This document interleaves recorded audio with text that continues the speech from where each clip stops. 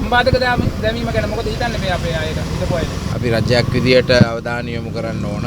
විශේෂයෙන්ම යුද්ධය නිමා කරන්න විශේෂී දායකත්වයක් දුන්න පිරිසක් තමයි රණවිරුවෝ. ඒ නිසා රජයක් විදියට මේ අවස්ථාවේ රජයේ මැදිහත් වීම අපි කළ යුතුයි කියන එක තමයි විශ්වාස කරන්නේ. අපි දැක්ක මේ විපක්ෂයේ හිටපු අය නම් පොඩ චෝදනා කරනවා. ඔබතුමාලා ඒ මතෙම දී? නෑ අපි කියන්නේ රණවිරුවන් වෙනුවෙන් රජයක් විදියට රටක් විදියට පෙනී ඉන්න ඕන කියලා. ඇත්තටම රජය මොකක් හරි කරයිද මේ සම්බන්ධව නැත්නම් හරියට මොකක් හරි දන්නේ නැහැ. දැන් මේ මෑතකත් විජිත හේරත් ඇමතුමා මේ ජිනීවා ගිහිල්ලා ආවා. ඉතින් මම හිතන්නේ රාජතාන්ත්‍රිකව මේක විසඳාගත යුතුයි කියන අවස්ථාවේ අපි ඉන්නේ. මේකේ කාර්යභාරය තියෙන්නේ 90%ම රජයට. විපක්ෂයක් විදිහට අපි මේ ස්ථාවරයට සහයෝගය දෙනවා. Start your future after O levels. Join IIT.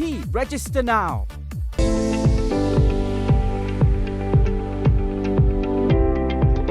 Sri Lanka Insurance Life. Like a father, like a mother. Turn your work experience into a British qualification. Boost your career with Kensley Graduate School.